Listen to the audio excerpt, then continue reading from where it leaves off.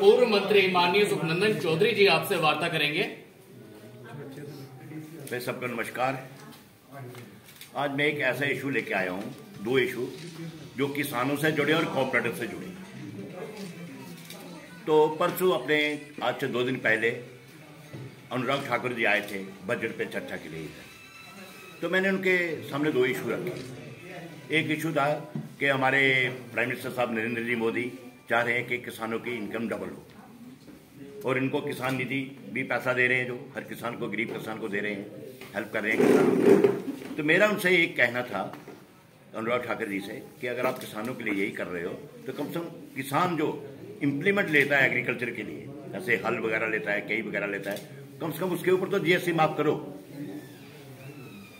कि ऐसा है कि किसान के किसी भी जील्ड के ऊपर जितनी उसकी इनकम है उसके ऊपर कोई टैक्स नहीं है, तो फिर एग्रीकल्चर से रिलेटेड जो भी इम्प्लीमेंट है उसके ऊपर जीएसटी क्यों? तो उन्होंने मुझे एक दूसरा इशू था कोऑपरेटिव का, कि अमित शाह जी का पूरा ध्यान है, माननीय अमित शाह जी के पास कोऑपरेटिव का मंत्रालय है, तो उनका पूरा ध्यान है कि कोऑपरेटिव को रिवाइव किया जाए। तो मैंने उनके नोटिस में एक चीज लाई कि जब बीपी सिंह जी मार्च 1989 में प्राइम मिनिस्टर बने थे, उससे पहले उन्होंने एक नारा दिया था, उनका मैनिफेस्टो था कि किसानों के 10,000 रुपए के कर्जे माफ करेंगे।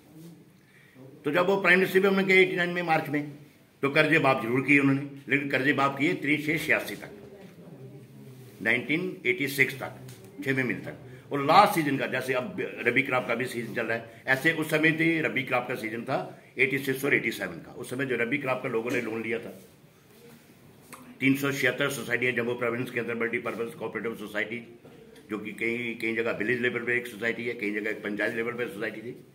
तो जो उसका जो लोगों ने लोन लिया था रबी क्रॉप का, वो तो लोगों को मिला नहीं, लेकिन फायदा किन लोगों को हुआ? जिन्होंने कभी लोन लिया था और वापस नहीं देते थे, और जो बेचारे रूटीन में कोऑपरेटिव सोसाइटी से लोन लेते थे, हर 6 महीने बाद लोन देना, फिर रबी क्रॉप का दिया वापस, तो रबी का ले लिया, खरीफ का दिया तो आगे रबी का ले लिया। लेन देन जो करते थे बेचारे वो सारे के सारे डिफॉल्टर हो गए। जब एक किसान एक सोसाइटी में डिफॉल्टर हो गया, अभी नई सोसाइटी जब बनानी होगी तो उसके लिए उसको एनओसी चाहिए। तो जब अनुराग ठाकुर जी ने कहा यह मसला है, तो ये भी ठीक है।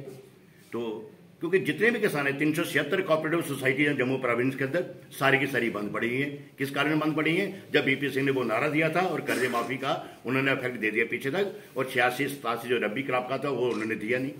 इस कारण जब कोऑपरेटिव सोसाइटी बंद हो गई, उसकी वजह से ये भी बंद हो गया। हमारा जम्मू सेंट्रल कोऑपरेटिव बैंक भी खत्म हो गया, एफसी अपने जैक वो भी खत्म हो गई।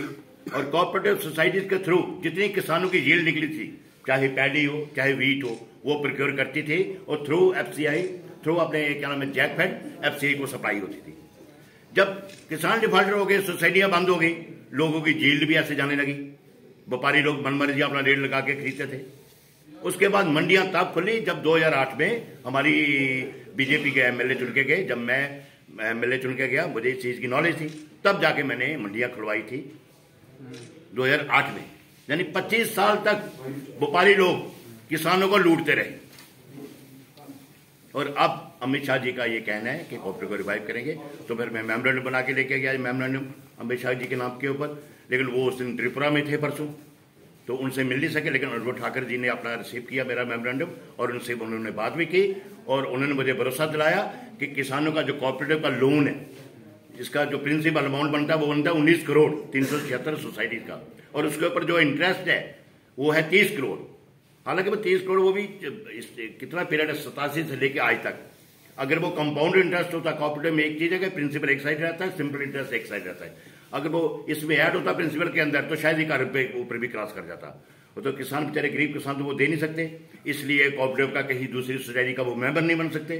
तो मेरा उनसे यही कहना है। तो फिर आपके माध्यम से फिर उन्होंने मेरा वो मेमोरेंडम अनुराग ठाकुर जी ने ले लिया, और उनसे अमित शाह जी से बात की, और उन्होंने मुझे भरोसा दिलाया और मुझे पूरा विश्वास दिलाया उन्होंने कि किसानों का ये कर्जा माफ करेंगे, किसानों का कर्जा माफ हो जाएगा।